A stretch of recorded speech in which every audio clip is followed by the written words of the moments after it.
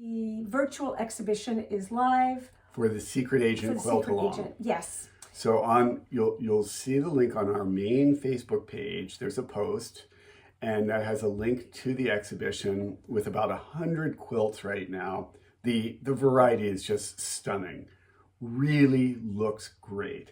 There are about, I haven't looked recently, but I think it's over 1,600 people doing this at this point. So a lot of people have not finished. However, no worries at all, because we can update the exhibition as soon as you're done. The exhibition will be periodically refreshed, updated, and so the quilts on it right now were the ones who were uploaded as of 10 minutes ago. And those will continue to change, because we know there are dozens and dozens of quilts that are finished that people have not submitted. So hundreds, probably. Hundreds. Yeah. So feel free at any time to do that. We've set it up, the exhibition, so it's a grid that's 4 across. So if you're on your phone, you're going to see one quilt at a time. But if you can, I'd suggest looking at it on a computer, because it's really great, because you'll see 4 across at a time, and you can often see either 16 or 20 at a time, and just seeing them all together rather than one at a time is, I think, really a great way to learn about how it all works. And you can go to that, no need to email us. You can go to the website for the submission guidelines and the link to upload it. So you do not need to email us to upload. We've been getting a lot of emails about that. So if you can just go to the website. When in doubt, look on the website, because everything is usually there. And great. Karen, I'm so glad to see that you say it's a stunning gallery. I think it's really beautiful. We were really blown away by it. And even people who used the same transparency bundle, because of the whole color code structure, people's quilts look so different. And then the finishing choices, how you bound it, how you quilted it, every little bit makes them different and beautiful. So we're going to jump into our topic today, which we are a little hesitant to talk about, because we know that this topic of sizing up a quilt is, we know you want a quick and easy answer, and there just isn't one. So, but we're going to give you some thoughts, because I think our advice is contrary to the kind of mainstream quilting advice.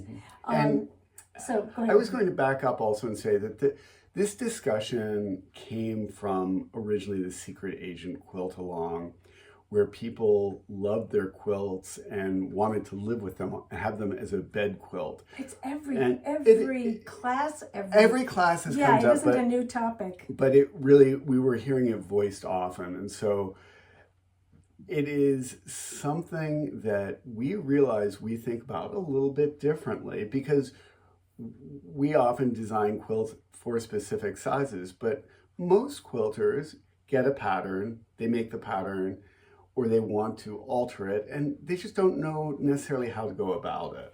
But I think the whole topic is really about, like, the crux of it is that many times people want to enlarge it for a bed. And so the big thing I want to kind of make sure you get in your head is that when you are used to seeing quilts is on social media and in publications, magazines and stuff, in a 2D presentation, and beds are 3-dimensional. And that, how it lies on a bed is one of the reasons this is such a tricky topic. And we're going to have lots of visuals to share with you today. But the 3-dimensionality of a bed is something that really comes into play, as we said. For instance, how thick is your mattress? Do you have a box spring? How long is the drop? Do you like a pillow tuck? Do you want the quilt to go under your pillows? Do you have a gazillion pillows? Do you have a runner at the bottom. There's just a lot of it is how you make a bed, style a bed. And if you're using it just as a folded up quilt at the bottom of the bed and you don't really care, that's a whole different situation as well. And if, like, when we're designing a quilt and we know it's going to be draped over a sofa and used to curl up to watch movies, we're actually going to think about what it looks like folded up sometimes, and how you see that quilt. And we're not competition people, but if you were interested in showing a queen size quilt in a big quilt competition, you might design it or lay it out differently Totally than different. how you would do it for your bed. Because that's then a It's 2D presentation as opposed to a 3D. But one of the other considerations, we're just going to sort of start this topic with just a whole bunch of, like, just unpack the suitcase of all of the considerations. And then we'll get to pictures. Yeah, and then we'll get to pictures and guidelines. But especially with Secret Agent, where you have a square format and you're trying to make it into beds are rectangular on the top, but if you don't care how it sits on the top, we suggested that people make 4 for a queen, and that works if you're not worried about how it sits on the bed. So, looking at how the proportion of the quilt that you're starting with versus the proportion of the bed, because taking a square for a square quilt to a queen, which is kind of a square format, is different from taking it to a twin, for example, which is long and narrow. So one of the things to keep in mind, now we have a very international audience here. But we're going to start by talking about some general dimensions in the US. The most common bed size is a queen bed, and the top of the mattress is 60 inches wide by 80 inches long. So it's a rectangle. Now, your bed has a drop. There's the mattress, and it used to be that mattresses were often 6 inches thick. Sometimes they're now up to 12 inches thick. 14 even. There are just many variations. And if you look at any quilting book or any quilting magazine, you'll see that there's not a standard queen size quilt. Actually, I'm going to disagree with you. Most magazines and publishers do have a size that is their default. There might be a default guideline that but they tend to go for ballpark. So, and there are a lot of queen size quilts that are done as squares when the top is finished, and there are others that are more rectangular to acknowledge the reality of the drop. Right. And I think the thing that's tricky is that the prevailing kind of default approach to this is to just add borders and add more and more and more borders. And the supersizing and the complexity of borders can really fight with the piecing of the original top. And if you look at I see it on big quilting groups where people are saying double border, triple border, and they've got all these stripes, and they're contrasting. So they've got like a 3-inch and then a 2-inch and then an 8-inch, and all of that creates a really huge visual distraction because of just the sheer area that it takes up, and just the boldness of those big stripes that are, if you have 3 stripes that are 60 inches long, that's going to visually take over a bunch of 3-inch squares that have been Absolutely. pieced together, because it's just so visually commanding. And so we want to show you our approach to thinking of this. And we're going to start, we asked permission Yes. for a photograph that was posted on our Patterns and Fabrics site. And this was a great example where a quilter said she loved the finished Secret Agent top. I think it was Lynn Johnson Dodson's photo. Oh. I may be Oh my wrong. gosh. I may be wrong, but I'm glad she's here.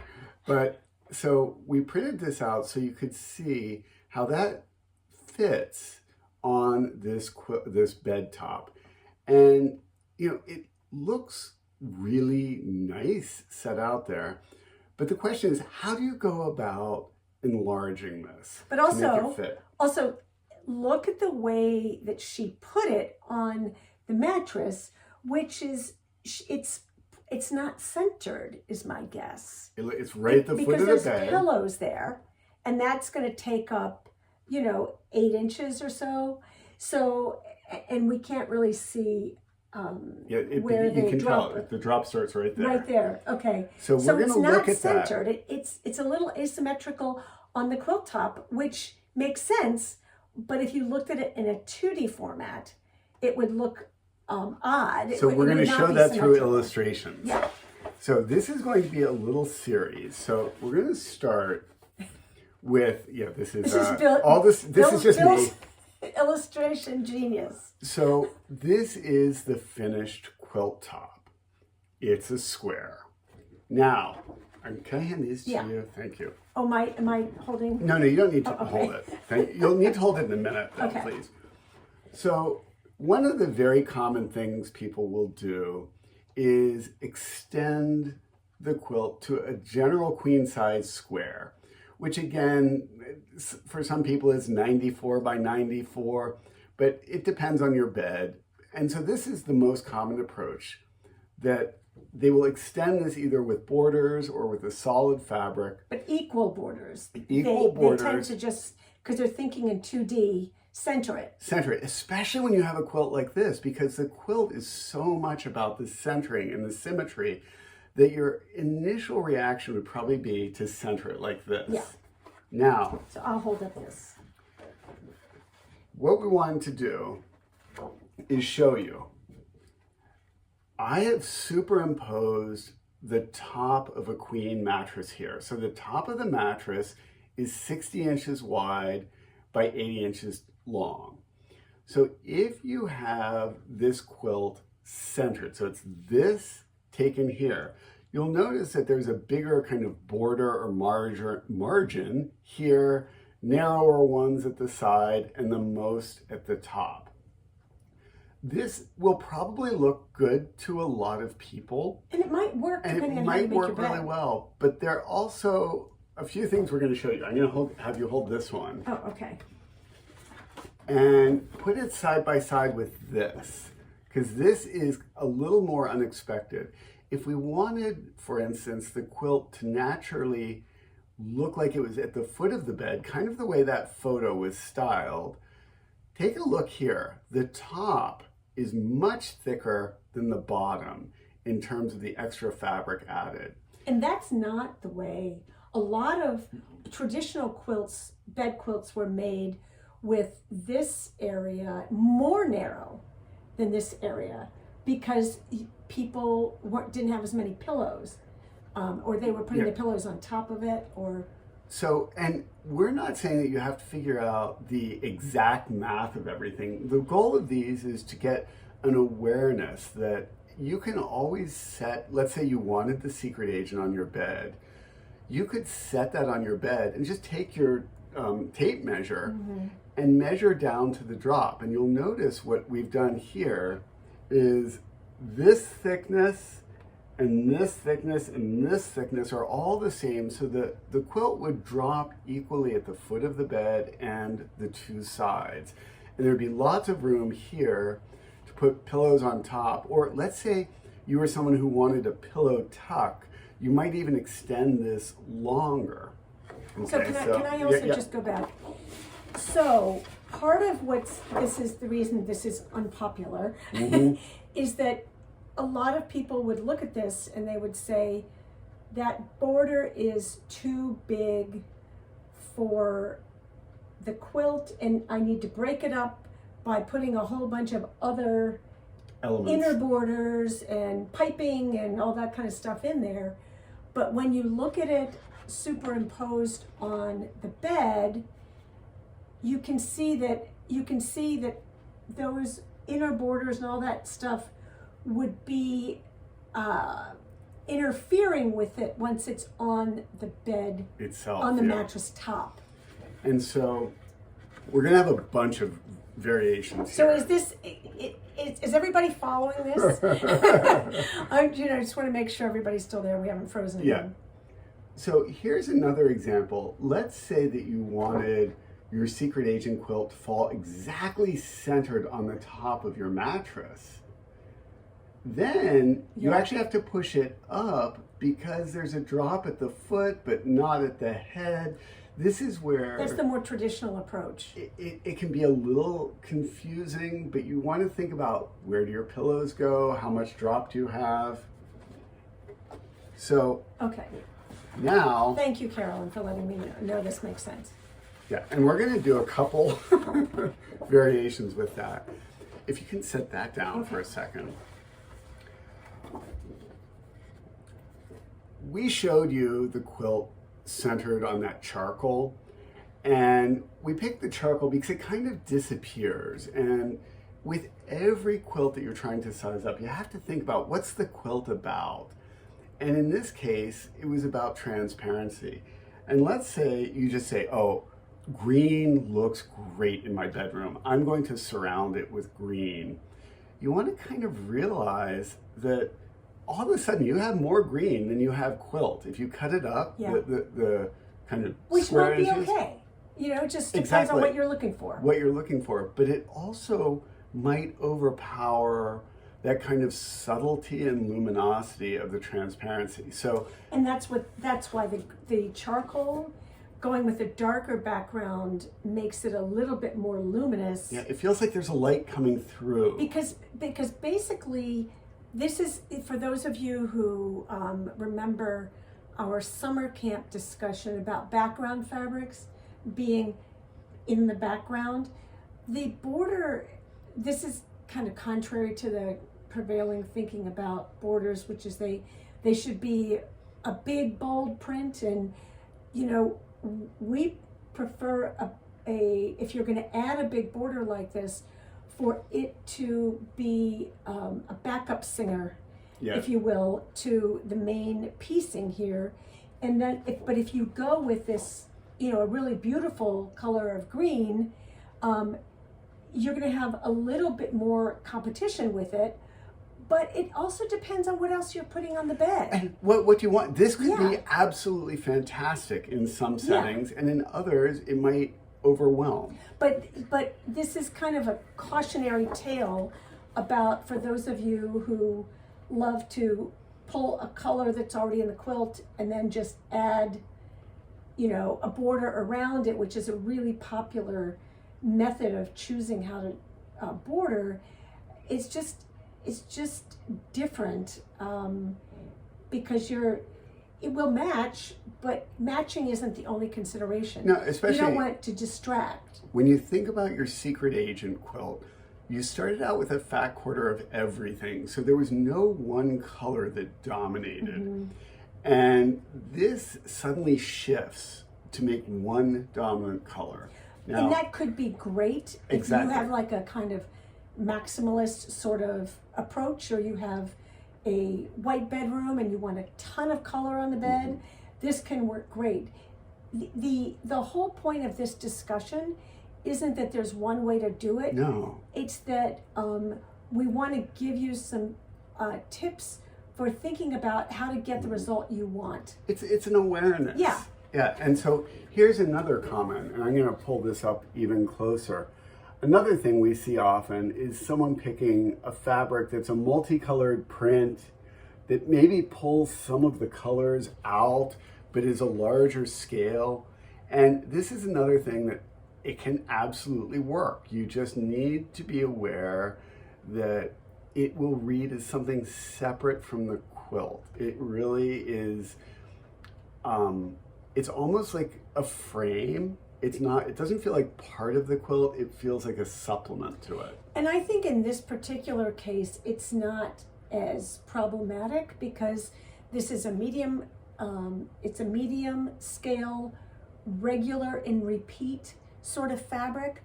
Whereas if you put a bunch of big Kaffe floral prints with the enormous flowers on it, that would become more distracting because it's less regular and it's repeat.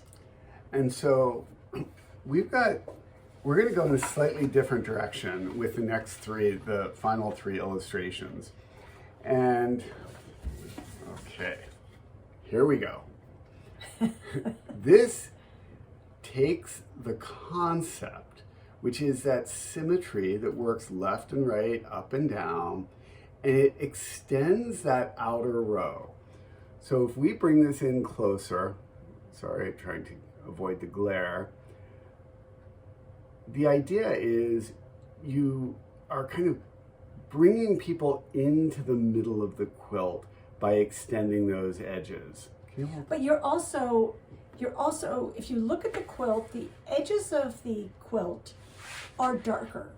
So when you are trying to extend it, you want to follow that value that's on the edge, because that is going to make it look, that pieced border basically, or the extension of the original design, is still going to be a backup singer. It is. Because it's darker.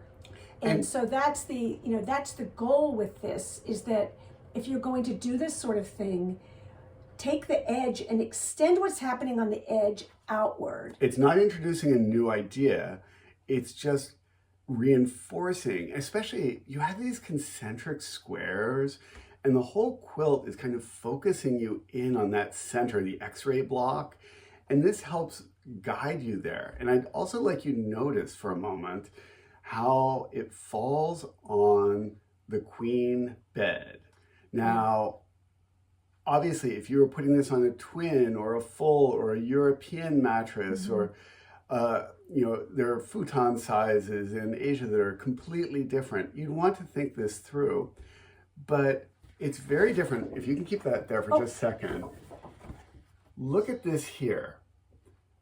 We've made it so it would fall with a nice even border on the left, right, and bottom by having it very different. I mean, the top is extended further, which we saw earlier with the charcoal variation, but you can really see it. But basically, you're creating this is going to be a more consistent border. The way it's positioned, whereas this is so much longer. The way it's going to sit on the mattress. Mm-hmm. And then I have one more variation of this, which is, I'll go back to this one. In this case, what we've got, let me see, is an even amount in the border. So that the drop around the bed is even, which places the quilt in a slightly different place on the bed itself. So one thing, please don't ask us for the dimensions. Yeah, no. We can't. Sorry.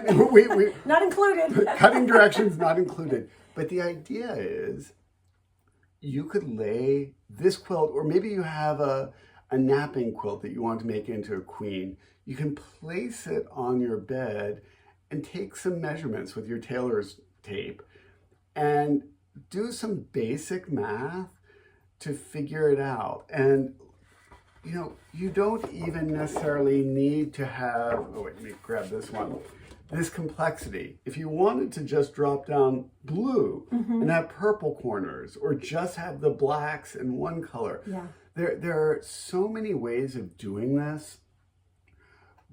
It doesn't have to be as literal as extending the exact color you have here.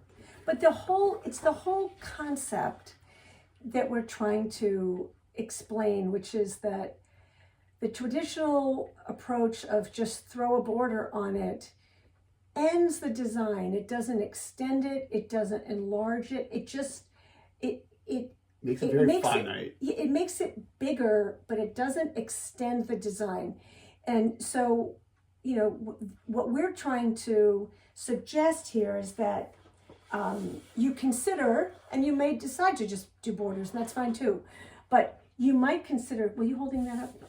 One of these two options, which is to either extend the design so it fills the entire quilt, or float the design on a background, like true background fabric, which is going to, in the case of this particular quilt, be an extension of the darker edge in value.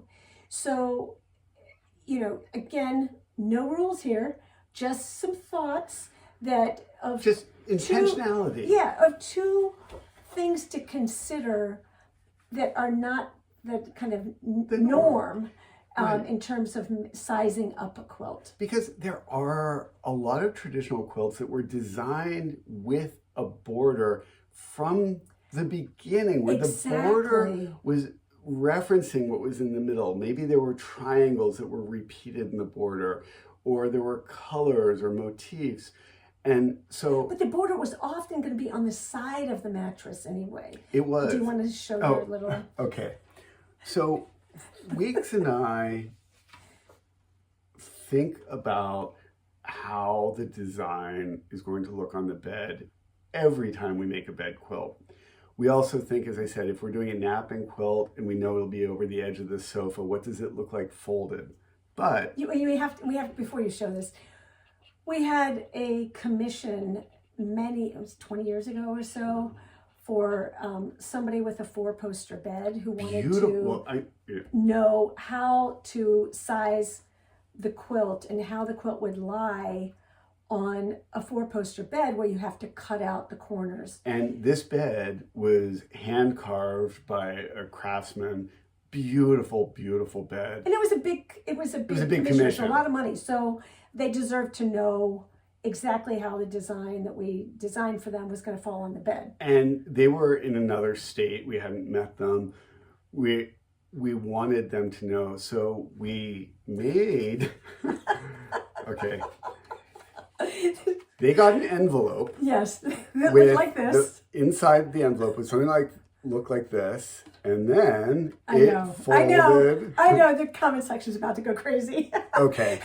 So I told Bill, I'm like, they're all going to want this now. This was actually, they'd given us, we asked for the measurements, so we knew what the drop was, we knew the thickness, and even though this isn't perfect, this gave the dimensions of their bed.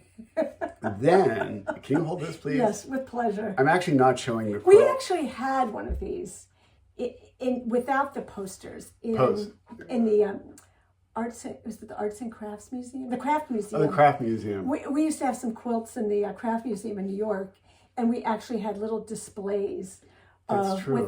They didn't have just how the quilts would look quilts on were going to fit on the bed. It was hilarious. Now, this isn't going to show you... Nancy's in, I want one. Yeah. Now, this will not show you the quilt that we designed, just the proportion. Yeah. But we knew that in order for it to fit around the post, it would need corner cutouts. But what I want you to see here is when it falls around. Okay, you got to put it right before we make the bed. Okay, I'm going to make the bed. So they got, I think we gave them 3 designs. Yeah. And they were cut out, and they got to make their bed. And just a second, I have to really tuck this in. Yes. And so, okay, I've got it now. But see, yeah. So what was really interesting is you see now the design would visually continue around. And we did this, we had 2 different quilts that we did this for. One had circular piecing where the circles continued from one side to the other, which we wouldn't expect our clients to be able to visualize that if we just gave them a flat illustration. Also, we had talked to them about how they make their bed. You know, it's actually something we ask clients. Do you make your bed? How do you make your Yes. bed? Can you send a picture of kind of the pillow treatments? And I mean, but if this is, I'm just remembering, I just have to tell them this story. okay. We were doing a bed commission for an extremely, one of the wealthiest people in the country, whose name I will not say. And it was for the children's bedroom. And I'd forgotten about this. Our daughter at the time was like 5, 7 something, and their children were similar ages. And I said, well, you know, if we did it this way, it would make it easier for the children to make their beds in the morning. And the wife said, our children don't make their own beds. Like, you know, That's what the staff is for. Like, oh, different world. Oh yeah, that's not a consideration here. And anyway. But it has been a consideration in a bunch of other commissions where people have said, yeah, we really want our children to be in the habit of making their bed. That's true. And so we don't want it to be too big. And there isn't help to make the beds. So, but what's neat about this, for us also, we were able, okay, I've got to unmake the bed. We were able to make little cutouts like this that we could just sketch on. And we could develop ideas without a computer, once we had this proportion, we could draw what the shapes, what the design, what the scale was, for us to kind of talk to each other and talk through ideas. But the thing is, even if you don't have the bed, and I know you want the bed, we're never going to have a digital download of the bed. Because this is, with paper scissors, it's very fast.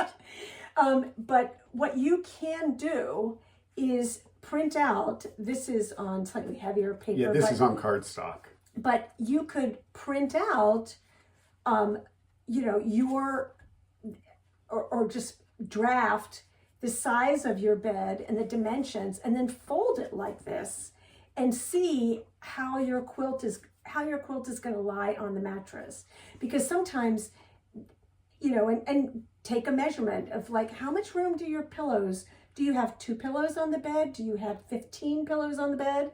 And do you need room at the bottom for another blanket, you know, for additional warmth or whatever? So this is what we mean by, you know, you're used to looking at it. You're used to looking at everything in 2 dimensions. And when you suddenly look at it in 3 dimensions, the whole quilt and the way you're perceiving it, and those pesky multi-border piping things suddenly look really different. And if you wanted to try this, let's say you were, I'm going to use the Queen because it's so easy, because it's 60 by 80. It's basically a 3-to-4 ratio. You could just get a piece of graph paper, graph paper. And draw the rectangle and work with that. You don't need a fancy 3D model necessarily, although it's great. Although Karen wants paper dolls to go with bed. And that is fun. Or the help. I'm looking at paper dolls of the help, the maids. I like Shelley's comment about that you have a craftsman bed with an open footboard. This is something like we think about with every commission, because, can you hold this again? And our own quilts. And our own quilts. Because here's another thing. When we tell a client that this is what the quilt will look like when it's all done, we have to then reverse engineer for the shrinkage. But there's also box spring. I think in this particular case, they were going to have it draped, because we have, we use platform beds with no box spring. So, but most of these sort of beds are designed with sideboards and a box spring underneath it. So people want this to drape down to cover the sideboard and the box spring. Whereas all of our beds, we tuck in our quilts all the way under, because a lot of people don't. Yeah, because then you see that, like, the wood there, and you don't see any of the box spring. So we don't. Yeah. This is what I'm talking about. It like, you gotta. It isn't just a matter of slapping a bunch of. It's not one size fits edges all on it. You know, you really. like if you're going to go to the trouble to make it bigger, and you're going to go to the trouble, some of you are going to send it out to be quilted, and a queen size quilt is not cheap to do. You want to make sure it's going to be the right size in the end, and then you want to then go back again and discuss the shrinkage when you get to this sort of situation. So if we know that this is the finished size, we're going to have the exact dimensions, then we have to build in how much will it shrink to get to this point. We're working right now on a commission for a hospital, which was a 10-foot long quilt, and it was going to be it was densely quilted and then washed. So we did the calculations and realized 10 feet is, 120 inches. The quilt was going to have to be about 128 inches to end up being 120 inches. That's a big difference. But it also depends on the batting. It depends on the batting. This queen size quilt, it was really nerve-wracking. We wanted to be exact. So we did a sample with the quilting, washed it, dried it, calculated the shrinkage, and ended up adding almost 6 inches to the dimension in both length and width. Because if it didn't fit in this cutout, this little corner right here, it was going to be really problematic. You don't want the cutout on the top. You don't want it bunching up. And these posts for this private commission, these had these beautiful hand-carved birds on every post. And you didn't want some annoying misfit. Well, you didn't want like your underwear showing. Exactly. That's exactly it. So I love this next mystery. Going to have a model building component. Oh, the next mystery is going to have all kinds of skills you're going to need.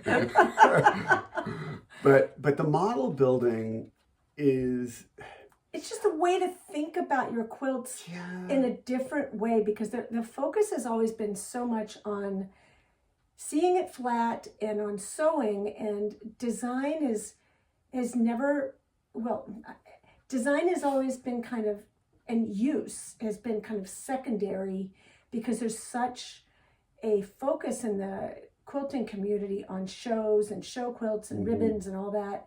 And so for those of you who want to, because I know a lot of you have been asking and emailing, and I'll give you a blanket response here about wanting to show your secret agent quilts, enter it in shows. That's a whole different consideration.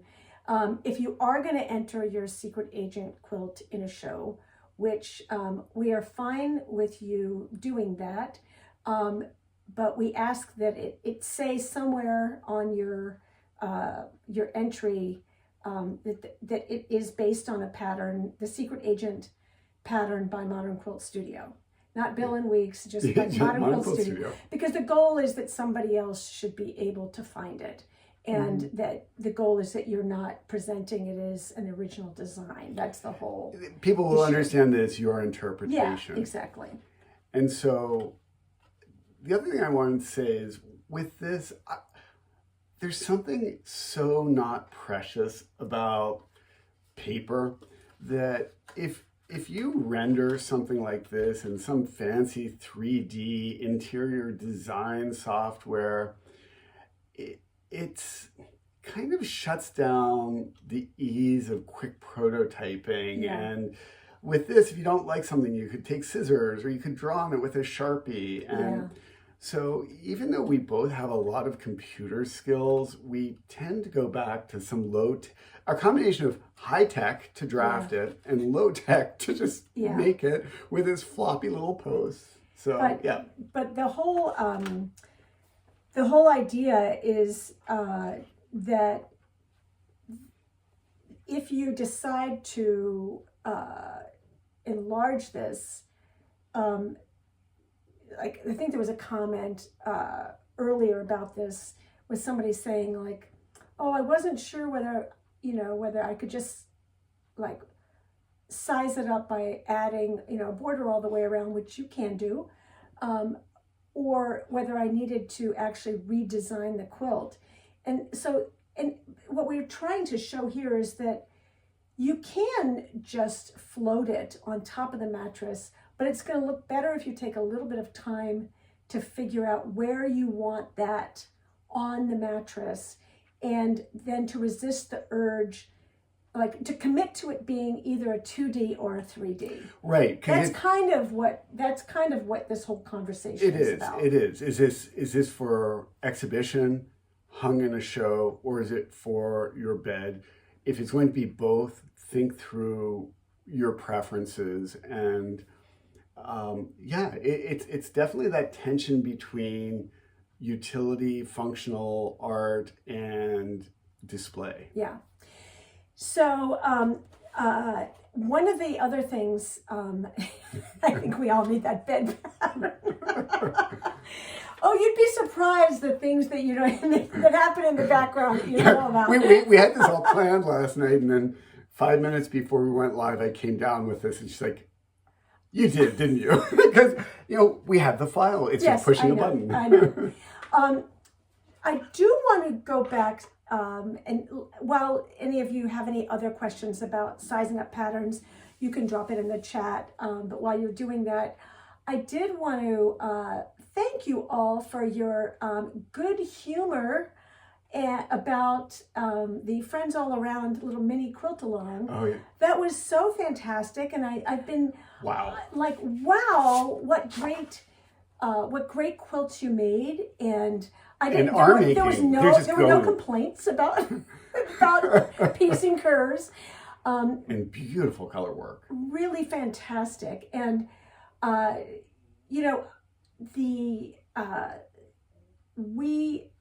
it's always the challenge with running out of things. And when we started that quilt along, there were a ton of the templates available. Hundreds available at the distributor. We thought we're good. And then an unexpected number of people bought them, but also we found out that the distributor's inventory was not live. They didn't update it. And so that kind of put us into a difficult situation, and that they don't plan to put them back into production. So then we have to then decide at some point whether we can source a different manufacturer. Yeah. And so we're sorry if you didn't get the templates and wanted to order them. The good news is you can transfer them to template plastic. It's not the same as having an acrylic template. We work with template plastic all the time, but it works. We know it's not. It's nice to have acrylic templates, although they're expensive. They're just expensive to make. Yeah. So, but I think the Friends All Around was just kind of something that was going to be a quick, casual quilt along, and you all took it in such a great direction that I think it's something we'll do again. Not that quilt, but other kind of mini quilt alongs, mini weekend quilt alongs that those of you who are available and want to join can do so. And we also like the idea that it focused on some different uses of fabric and color and design. Yeah. So anytime we do something like this, we want it to be both beautiful and educational. So the other thing to give you a heads up on is to be sure to join us next month for the May Quilts First, because we'll have lots to share. So somebody earlier in the chat was saying, do we tell people in advance that we're going live? Typically, we put on social media at least the day before, sometimes several days in advance, that what the time is. We try to vary the times occasionally, because there are people in Australia who don't want to have to get up at 4 o'clock in the morning to see this, or people in Europe who don't want us to do it at 7 o'clock at night. So we try to vary it, but typically it's usually like noon or 1 or 7 p.m. Central time. So, but we don't give you the 30 minutes ahead that we just tell you the day before. It's on our social media platforms, so our accounts, so you can always find it there. And we always record it with a separate camera to post to our YouTube channel after, because YouTube allows us to post at a slightly higher resolution than Facebook. So when we're holding up illustrations or fabrics, you can see a little more detail on YouTube. That sometimes takes us an hour, sometimes it takes us a day, but we get that processed and up. So that'll always be added to the Quilts First playlist. So a couple of questions in the chat. We understand that there are lots of places we can go to get additional templates made. We just have a lot of commitments, contractual commitments that are filling our days and our evenings and our weekends. And we have sources. So we have sources to do it. It's just a matter of, that's just got to be on the to-do list. Thank you, Nancy Zamor, for appreciating the energy that we bring to trying to help everyone grow as quilters, and because you've helped us grow. And that includes us. Yeah. We get a lot out of thinking these through. Yeah, and also things that are very intuitive to us, like this whole issue of enlarging. We feel like, maybe we haven't addressed that as, we know without even talking about it how to address that, but we realize that we might not have explained it as thoroughly. So this is a great opportunity. It helps us articulate things we do. And I see Carolyn asked the question on the secret agent instructions. Have they been offered as a single download since the installations? That's also on the to-do list. That's actually very high on our to-do list. But you can buy it. If you buy it now, you just download the 6 installments separately. Yeah. They will all be combined into one single PDF very soon. Very soon. Yeah, it's kind of, we gotta get that commission out the door. Yeah. So we've got a few. Yes. So we hope you will join us we have a lot going on in the next 4 months between now and August. There's a ton coming up. So be sure to join us on May 1st. Some of you may also be interested in the Benartex has a virtual fabric show that middle of April. Yes, I can't remember. 17th. It's a 2-day thing. We'll just be talking a little bit about. I can't remember the dates off the top of my head, but we'll post that. We will post that. And I've got to just sort of mention this because it's April. I know a lot of you go to the Benartex's site and you see fabric lines that are coming up. We have a line that was listed to be available in April and May. There were some production delays and there are always shipping delays these days too. Challenges with that, so you probably won't see that on our site until June. But you'll know. So, we'll let you know. Yeah, no, but it's just as soon there are a couple of people who on the first of the month, if it says it's going to be released, where is it? Yeah, and that's why you won't see that for a little bit on our site because it got delayed, but they haven't updated the site on that.